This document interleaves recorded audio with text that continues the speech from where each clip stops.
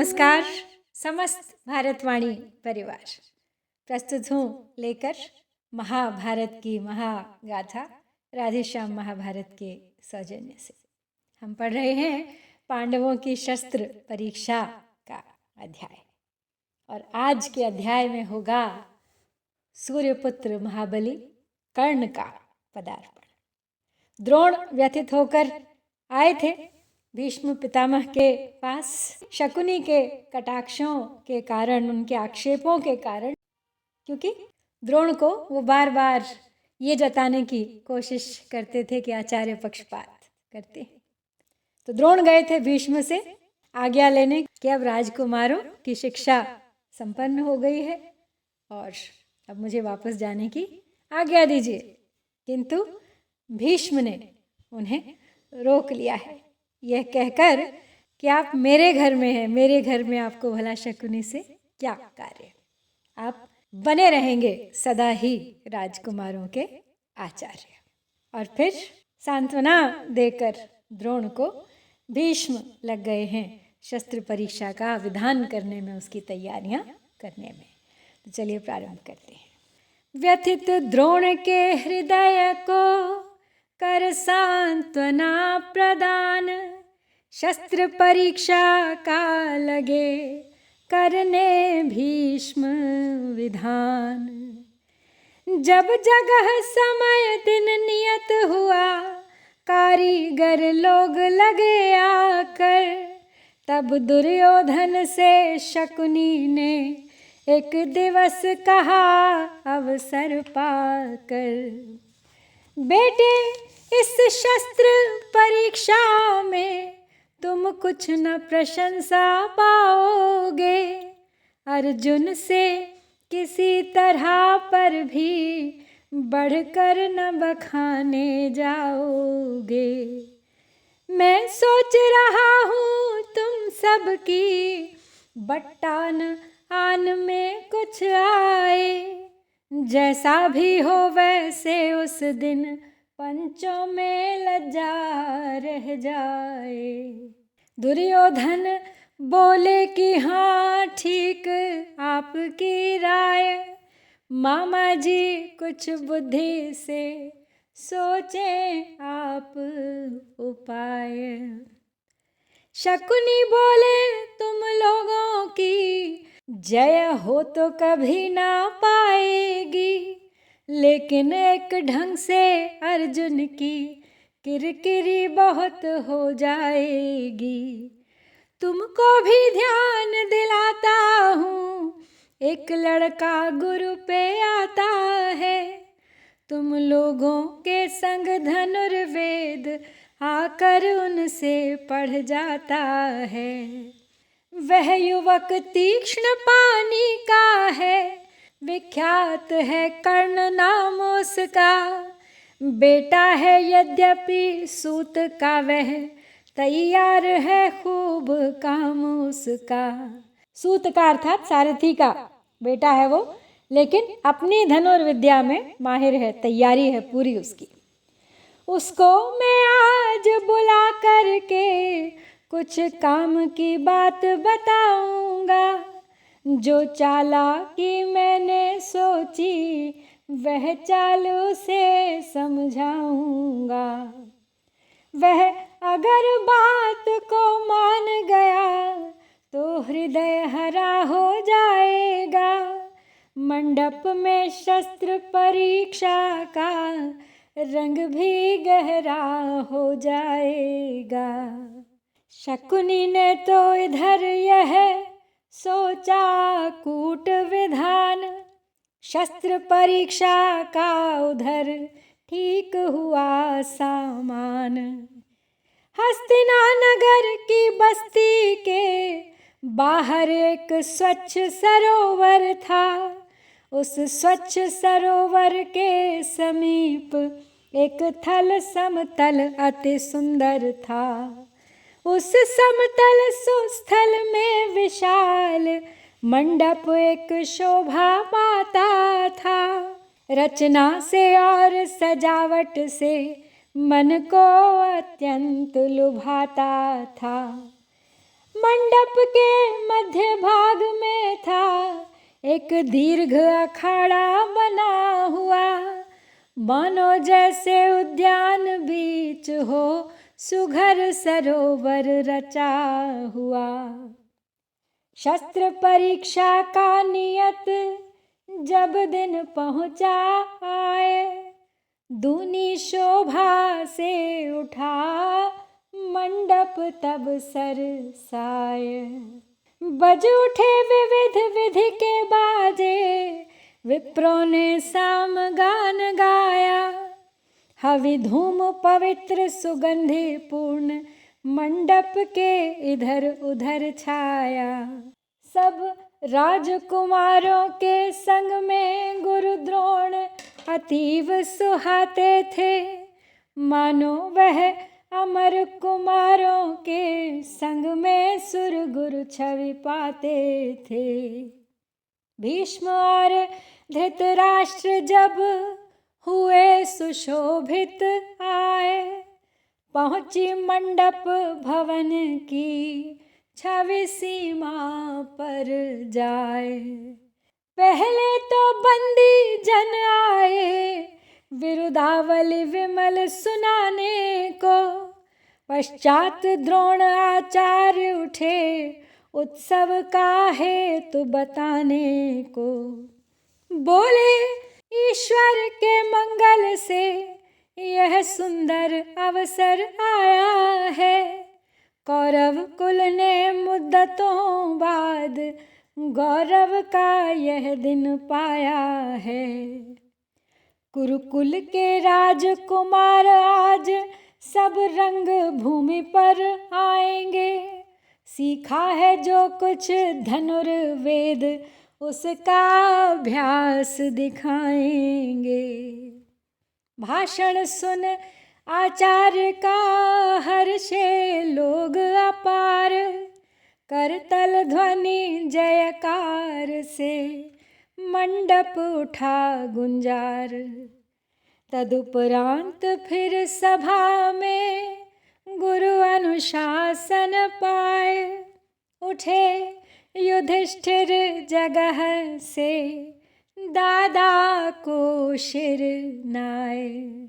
गुरु ने उस समय सूचना दी, रथ युद्ध इन्होंने सीखा है। सज्जनों कुमार युधिष्ठिर की होती अब वही परीक्षा है। दर्शक उत्कंठित हो उठे, शूरों ने कड़खा गान किया, जब राजकुमार युधिष्ठिर ने अपना रथ युद्ध विधान किया। मंडप के बीच सारथी ने रथ उनका सरपट दौड़ाया, दौड़ते हुए ही रथ पर से कौशल कुमार ने दिखलाया। कुछ राजकुमार भूमि पर से रथ पर शर सतत चलाते थे, जिनको वे रथ से बाण चला अधभर में काट गिराते थे। कुछ देर तलक यूं वार बचा, फिर अपने बाण चला करके कितने ही लक्ष्य युधिष्ठिर ने बींधे फुर्ती दिखला करके। बैठे बैठे लेटे लेटे तिरछे सीधे अंदाजों से रथ पर से बाण चलाते थे, वे बार बार निज हाथों से। दिखला कर बहुभांति से बाण कला अभिराम, पूर्ण युधिष्ठिर ने किया अपना निश्चित काम। अब भीमसेन और दुर्योधन उत्साह उमंग लिए मन में, हाथों में धारण किए गदा आए मंडप के आंगन में। गुरु बोले यह दोनों कुमार आपस में गदा चलाएंगे, सीखा है इन्होंने गदा युद्ध, उसको ही आज दिखाएंगे। इस भांति सूचना होने पर आमने सामने आकर के भिड़ गए गदाएं ले लेकर, दोनों पैतरे जमा करके। दोनों कुमार वे गदा युद्ध उत्तम उत्कृष्ट जानते थे, लेकिन बचपन से वैर भाव आपस में तनिक मानते थे। इसलिए हृदय इन दोनों का क्रम क्रम से ज्यादा उबल गया। वह लड़ना शस्त्र परीक्षा की सीमा से बाहर निकल गया। आचार्य ने ढंग को ढंग देख निज पुत्र को कुछ संकेत किया। उसने उन युगल कुमारों को आगे लड़ने से रोक दिया। आचार्य के पुत्र आप जानते होंगे कौन है? द्रोणाचार्य के पुत्र अश्वत्थामा। तो अश्वत्थामा ने आगे बढ़ के भीम और दुर्योधन को एक दूसरे से लड़ने से रोक दिया और गदा युद्ध को वहीं पर समाप्त कर दिया गया। गदा युद्ध के बाद में गुरु की आज्ञा पाए नकुल और सहदेव ने ली तलवार उठाए।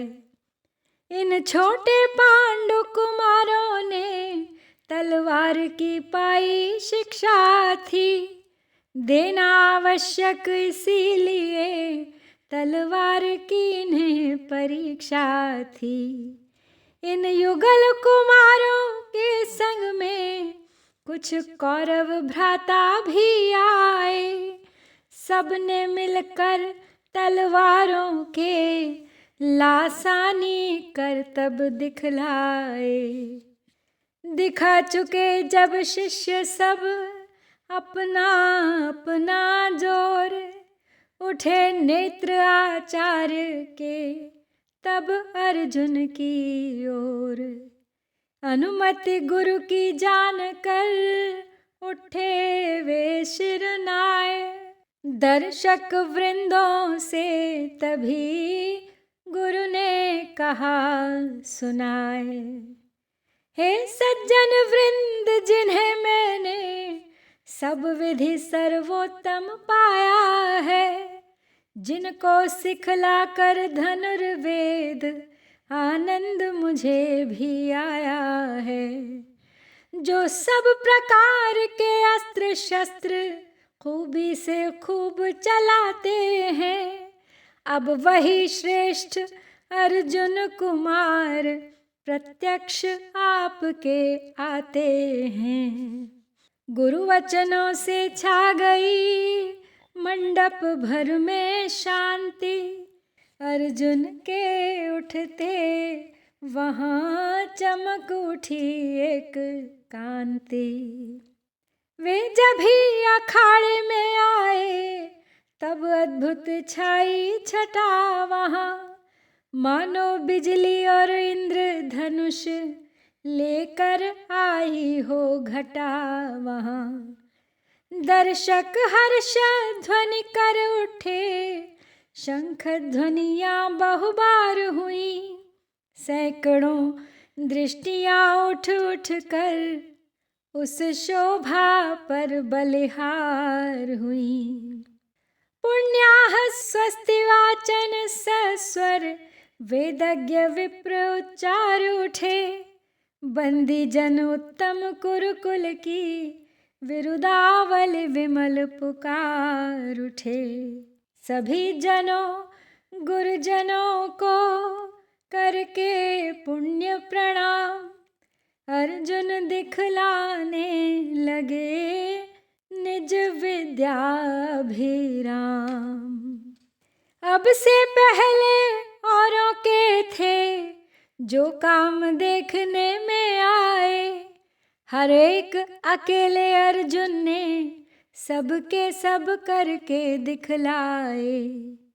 उन सब कामों को अर्जुन ने संपन्न किया अति कौशल से। आश्चर्य भाव से लोग सभी रह गए चित्रवत निश्चय से।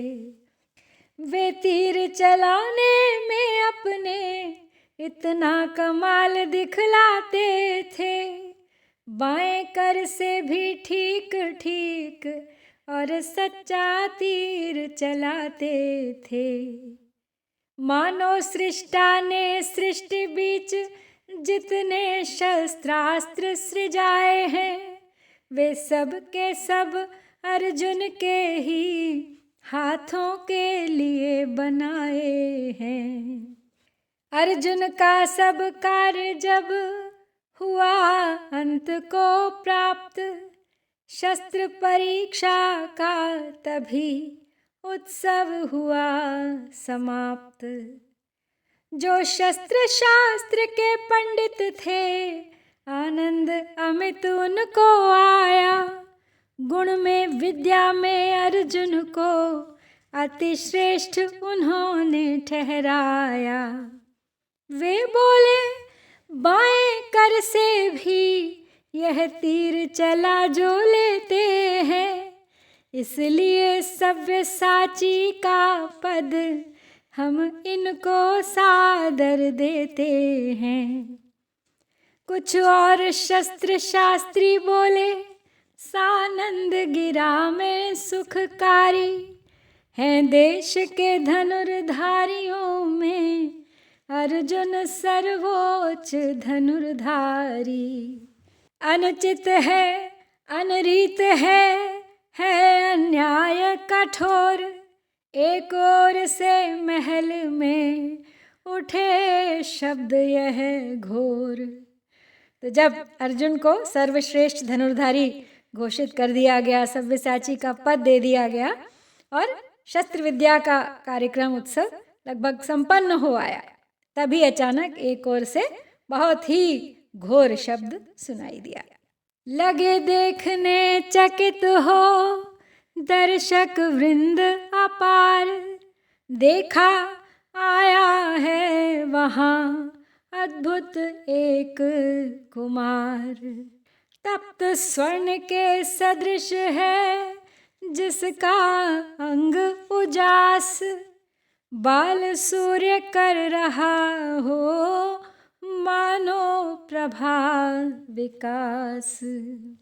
उस आगंतुक को देख वहाँ शकुनी ने मन में सुख पाया, दुर्योधन का भी खिन्न चित्त भीतर ही भीतर हर्षाया। मंडप के मध्य भाग में आ निज भुजा विशाल उठा करके, बोला तेजस्वी वह कुमार वाणी गंभीर बना करके।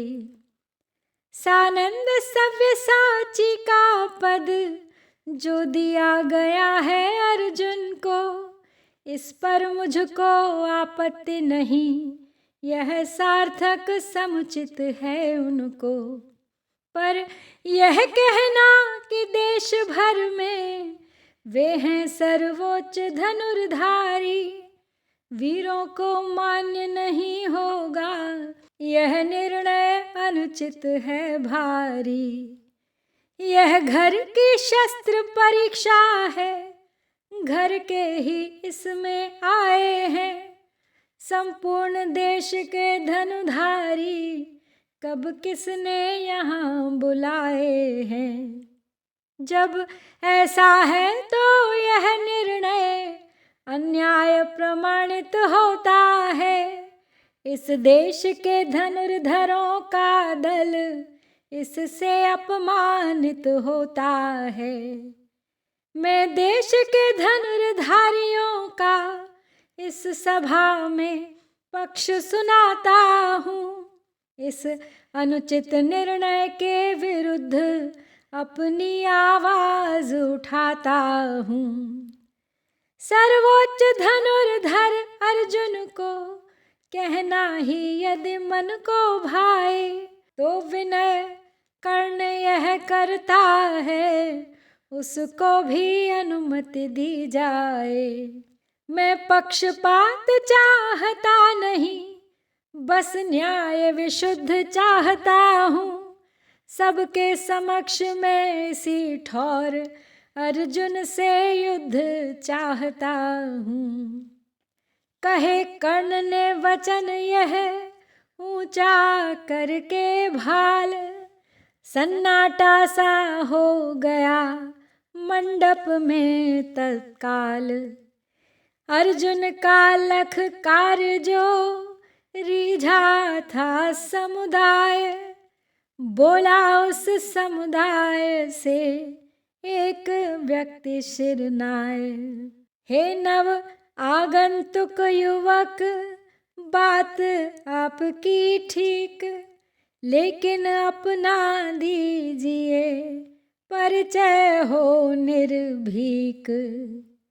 राजवंश का पुत्र है अर्जुन विमल विशुद्ध, राजवंश का पुत्र ही करेगा उनसे युद्ध। यह सुनकर वीर कर्ण का मन भीतर ही भीतर अकुलाया। उत्फुल्लित मुखमंडल उसका लज्जा से लज्जित हो आया। वह क्या अपना परिचय देवे, जो एक सूत का बेटा है। कुल में पद में मर्यादा में सबकी नजरों में हेटा है।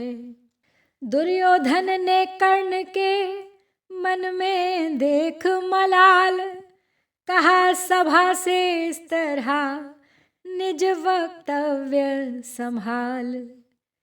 गुणवान व्यक्ति यदि कहीं का हो प्रत्यक्ष हमारे आता है, तो उसके कुल इत्यादिक का उत्पन्न प्रश्न हो जाता है। कैसी यह सहनशीलता है, कैसी यह सदय हृदयता है, कैसी यह गुणग्राहकता है, कैसी यह उच्चाशयता है। ईश्वर जब गुण विद्या देकर प्राणी को उच्च बनाता है, तब फिर मनुष्य होता है कौन जो अपना नियम चलाता है। कुल के कारण ही यदि गुण से यह सभा परांगमुख होती है, तो अपना मान भंग करके अपना ही गौरव खोती है।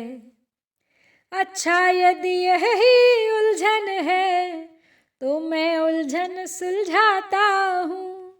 अर्जुन की भांति कर्ण को भी मैं राजकुलीन बनाता हूँ। जागीर है मेरी अंग देश, जिसकी की आय मैं लेता हूँ। उस अंग देश का ही उनको इस समय राज दे देता हूँ। दुर्योधन ने तुरंत ही पूरी की निज टेक, विधि विधान से कर्ण का किया राज्य अभिषेक।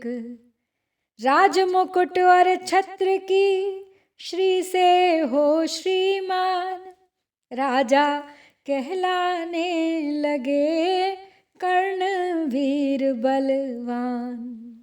सर्वत्र मनुष्य प्राणियों में राजा अति श्रेष्ठ कहता है। कुल ऊंचा है या नीचा है, यह प्रश्न न उस पर आता है। जब कर्ण हो गया राजा, तो अब राजवंश एक सार हुआ। अर्जुन से उसका द्वंद्व युद्ध सब लोगों को स्वीकार हुआ।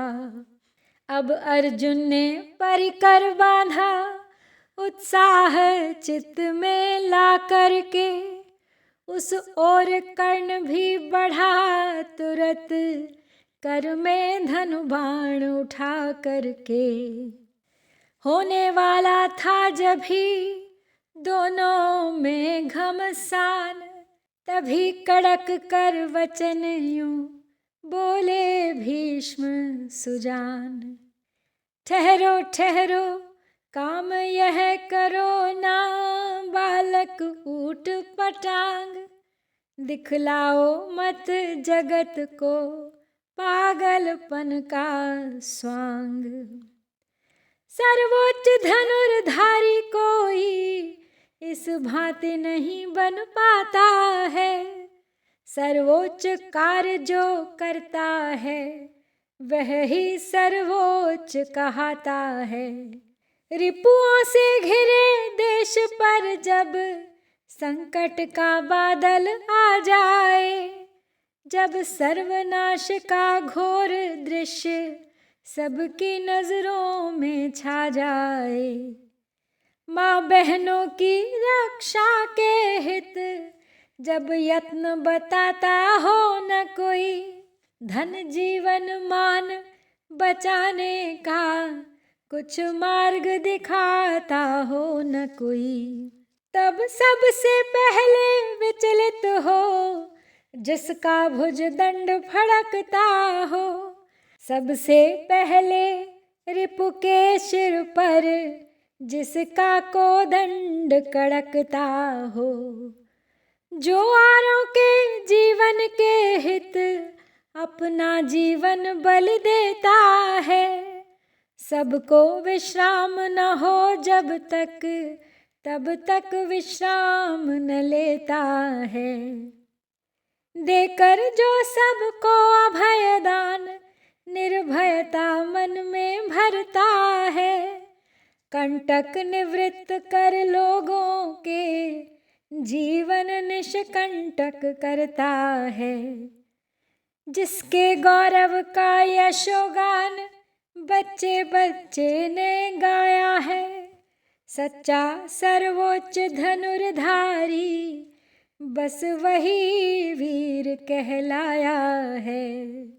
उच्च कहने के लिए करना यूं तकरार, घोर मूर्खता का मुझे जचता है व्यवहार। अर्जुन का काम जचा सबको सबसे अच्छा और प्रियकारी, कह दिया इसी से लोगों ने उनको सर्वोच्च धनुर्धारी। लेकिन इस सभा का यह निर्णय अंतिम निर्णय न कहाएगा, इस निर्णय के आगे अपना सब देश न शीश झुकाएगा। सब देश को मान्य वही होगा जो मैंने अभी बताया है, नादानी है जो आपस में यह झगड़ा यहाँ उठाया है। सर्वोच्च कहने के निमित्त जो धनुष तान कर आता है, अल्पज्ञ अयोग्य अहंकारी ओछा वह माना जाता है। सर्वोच्च आप से आप जिसे कहने की इच्छा होती है, सर्वोच्च वही है उसकी ही सर्वोच्च प्रतिष्ठा होती है। मर्म भरे यूं भीष्म के सुन तेजस्वी बैन, लज्जित होकर कर्ण ने झुका लिए निज नैन। इस भांति भीष्म ने कौशल से आपस का झगड़ा निपटाया। संतुष्ट हुए सब लोग वहाँ, सबने निज मन में सुख पाया।